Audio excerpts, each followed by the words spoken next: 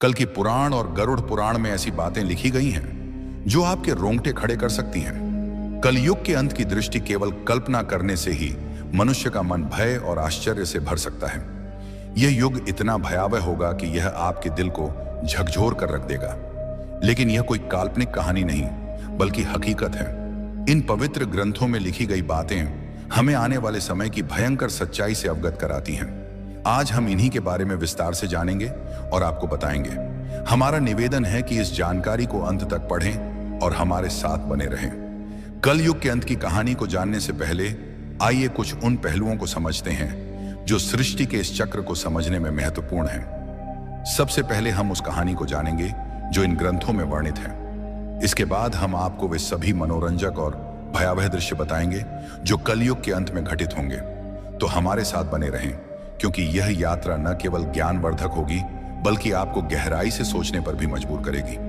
हिंदू शास्त्रों में कलयुग की आयु 4,32,000 वर्ष मानी गई है। यह विवरण भागवत पुराण, विष्णु पुराण, लिंग पुराण और गरुड़ पुराण वश में मिलता है। कलयुग की शुरुआत महाभारत युद्ध के बाद द्वापर युग के अंत में मानी जाती है।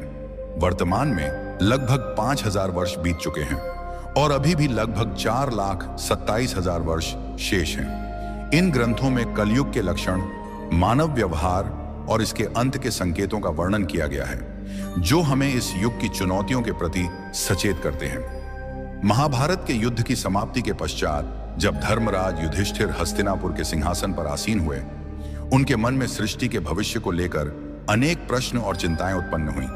द्वापर युग अब समाप्ति की ओर था और कलयुग के आगमन के संकेत स्पष्ट रूप से दिखाई देने लगे थे।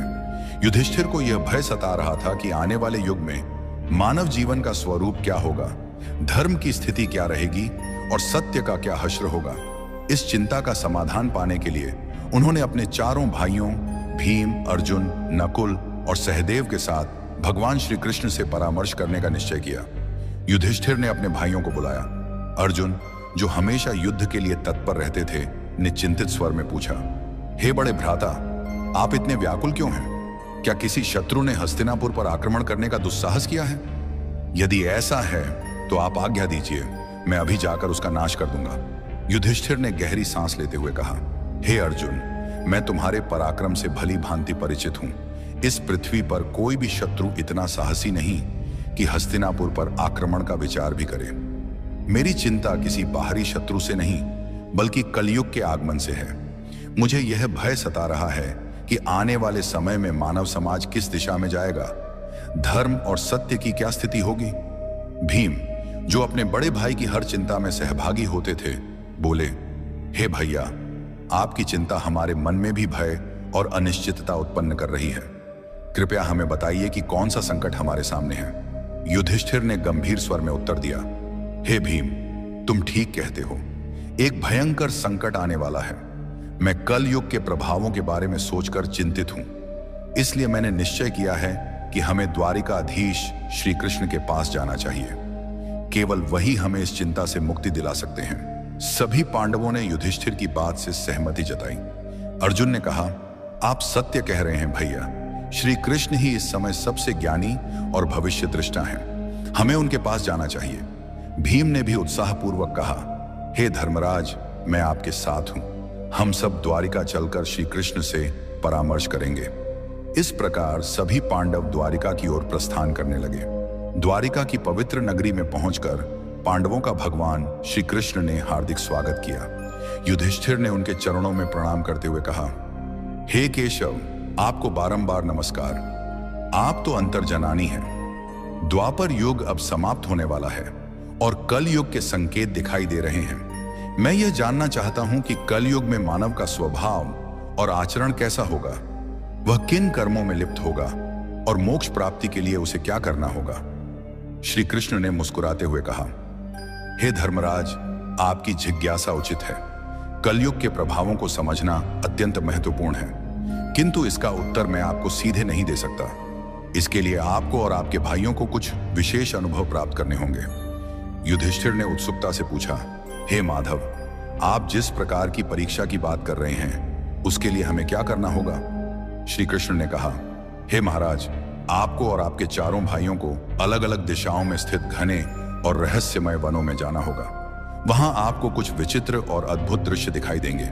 उन अनुभवों को मेरे पास लौटकर साझा करें, तब मैं आपको कलयुग के प्रभावों के बारे में विस्तार से बताऊंगा। युधिष्ठिर ने कहा, जैसी आपकी आज्ञा केशव। आप जिस स्थान की ओर संकेत करेंगे, हम वहां जाने को तैयार हैं। श्री कृष्ण ने कहा, आप और आपके भाई अलग अलग दिशाओं में जाइए। वहां भयंकर वन है।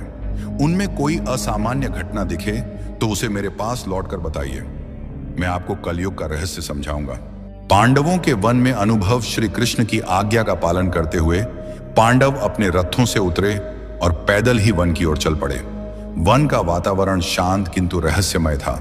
पांडव अलग अलग दिशाओं में गए ताकि अधिक से अधिक अनुभव प्राप्त कर सकें। युधिष्ठिर का अनुभव। युधिष्ठिर को एक घने वन में एक विचित्र दृश्य दिखा। उन्होंने एक विशालकाय हाथी देखा जिसके 2 सूंड थे। यह हाथी अपनी दोनों सूंडों से वन के पेड़ों को उखाड़ रहा था, मानो उसकी शक्ति अतुलनीय हो। युधिष्ठिर आश्चर्यचकित हो गए और सोचने लगे कि यह दृश्य क्या संकेत देता है। अर्जुन का अनुभव। अर्जुन एक शांत और सुंदर वन में पहुंचे जहां पक्षियों की मधुर चहचहाहट गूंज रही थी। वहां उन्होंने एक विशाल पक्षी देखा जिसके पंखों पर वेदों की रचाएं लिखी थीं, किंतु यह पक्षी मृत जीवों का मांस खा रहा था। अर्जुन ने सोचा, यह कैसा विरोधाभास है। एक ओर वेदों का ज्ञान, दूसरी ओर मांसाहार। भीम का अनुभव। भीम एक हरे भरे चारागाह में पहुंचे जहां गायों का झुंड चल रहा था। वहां उन्होंने देखा कि एक गाय ने बछड़े को जन्म दिया और उसे इतनी जोर से चाटने लगी कि बछड़ा लहूलुहान हो गया। भीम ने सोचा, यह कैसी ममता है जो अपने ही बच्चे को घायल कर रही है। सहदेव का अनुभव। सहदेव एक शांत जलाशय के पास पहुंचे जहां 7 कुएं थे। 6 कुओं में पानी भरा था, किंतु सबसे गहरा बीच वाला कुआं पूरी तरह सूखा था। सहदेव ने इस दृश्य को देखकर सोचा कि यह क्या संकेत देता है। नकुल का अनुभव। नकुल एक पर्वतीय क्षेत्र में पहुंचे जहां ऊंचे ऊंचे पर्वतों पर हरे भरे वृक्ष थे। उन्होंने देखा कि एक विशाल शिला पहाड़ से लुढ़क रही थी जो अपने रास्ते में बड़े बड़े वृक्षों को उखाड़ रही थी, किंतु एक छोटे से पौधे के पास पहुंचते ही वह शिला रुक गई। नकुल इस दृश्य से स्तब्ध रह गए। श्री कृष्ण द्वारा अनुभवों का अर्थ शाम होते ही पांडव वन से लौटे और श्री कृष्ण के पास अपने अनुभव साझा करने पहुंचे। युधिष्ठिर का अनुभव। युधिष्ठिर ने कहा, हे प्रभु, मैंने 1-2 सूंडों वाला हाथी देखा। श्री कृष्ण ने मुस्कुराते हुए कहा, हे धर्मराज, यह दृश्य दर्शाता है कि कलयुग में शासक दोनों ओर से शोषण करेंगे। वे प्रजा से सेवा और भक्ति मांगेंगे, किंतु अपने स्वार्थ के लिए उनका दोहन करेंगे। दिखावे में वे धर्मी होंगे, किंतु अंदर से स्वार्थी। अर्जुन का अनुभव। अर्जुन ने बताया, प्रभु, मैंने एक पक्षी देखा जिसके पंखों पर वेदों की रचाएं थीं, किंतु वह मांस खा रहा था। श्री कृष्ण ने कहा, हे अर्जुन, कलयुग में विद्वान और पंडित कहलाने वाले लोग ज्ञान तो रखेंगे, किंतु उनका हृदय पवित्र नहीं होगा। वे धर्म और वेदों का उपयोग केवल धन कमाने के लिए करेंगे। भीम का अनुभव। भीम ने कहा, प्रभु, मैंने एक गाय को अपने बछड़े को इतना चाटते देखा कि वह घायल हो गया। श्री कृष्ण ने उत्तर दिया, हे भीम, कलयुग में माता पिता का अत्यधिक स्नेह बच्चों को आत्मनिर्भर बनने से रोकेगा। उनकी ममता बच्चों के लिए बाधा बन जाएगी। सहदेव का अनुभव। सहदेव ने बताया, प्रभु, मैंने 7 कुओं में से बीच का सबसे गहरा कुआं सूखा देखा। श्री कृष्ण ने कहा, हे सहदेव, कलयुग में लोग दिखावे में धनवान होंगे, किंतु अपने पड़ोसियों की भूख प्यास की परवाह नहीं करेंगे। स्वार्थ इस युग की पहचान होगा। नकुल का अनुभव। नकुल ने कहा, प्रभु, एक विशाल शिला बड़े बड़े वृक्षों को उखाड़ रही थी, किंतु एक छोटा पौधा उसे रोक देता है। श्री कृष्ण ने कहा, हे नकुल, कलयुग में धन और सत्ता मनुष्य के पतन को नहीं रोक पाएंगे, किंतु भगवान का नाम और सच्ची भक्ति जो एक छोटे पौधे के समान है उसे बचा सकती है। गरुड़ पुराण में एक प्रसंग में गरुड़ जी ने भगवान विष्णु से प्रश्न किया, हे प्रभु, 4 युगों सतयुग, त्रेता युग, द्वापर युग और कलयुग में कलयुग को सबसे भयावह क्यों माना जाता है? इसके अंत के क्या संकेत होंगे और यह युग कैसे समाप्त होगा? भगवान विष्णु ने उत्तर दिया, हे गरुड़, कलयुग में अधर्म, स्वार्थ और पाप का बोलबाला होगा। इसके अंत के समय कुछ विशेष संकेत प्रकट होंगे जो सृष्टि के विनाश की ओर इशारा करेंगे। आइए इन 5 प्रमुख संकेतों को एक एक करके विस्तार से समझते हैं। 1. मानव आयु का ह्रास। कल युग के अंत में मानव जीवन की आयु अत्यंत कम होकर मात्र 20 वर्ष रह जाएगी। लोग 12 वर्ष की आयु में ही वृद्धावस्था के लक्षण दिखाने लगेंगे। उनके बाल सफेद हो जाएंगे, चेहरों पर झुर्रियां पड़ जाएंगी और शरीर कमजोर व रोगग्रस्त हो जाएगा। यह शारीरिक पतन मानव की जीवन शैली और नैतिकता के ह्रास का परिणाम होगा। लोग अस्वास्थ्यकर भोजन, अनियमित दिनचर्या और तनावग्रस्त जीवन जीने के कारण शारीरिक और मानसिक रूप से कमजोर हो जाएंगे। स्त्रियां 8 से 9 वर्ष की अल्पायु में ही संतान को जन्म देने लगेंगी, लेकिन उनकी शारीरिक स्थिति इतनी कमजोर होगी कि वे बच्चों का पालन पोषण ठीक से नहीं कर पाएंगी।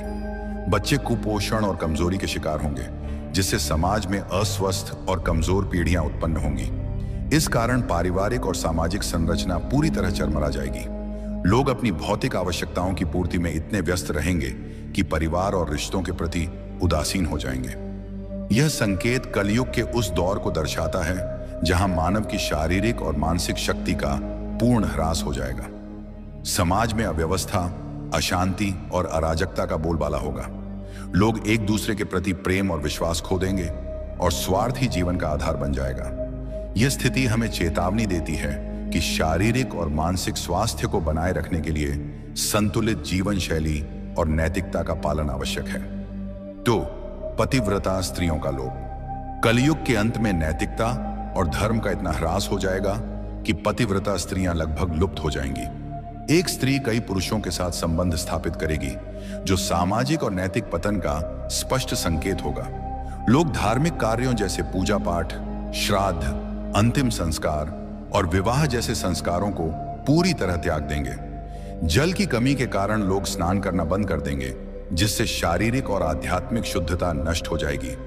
भोजन में मांसाहार का प्रभुत्व होगा और सात्विक भोजन जैसे फल, सब्जियां और अनाज दुर्लभ हो जाएंगे। लोग चमकीले, तंग और भड़कीले वस्त्र पहनेंगे, जो उनकी भौतिकता और आध्यात्मिकता से दूरी को दर्शाएंगे। समाज में स्वार्थ, लालच और छल कपट का बोलबाला होगा।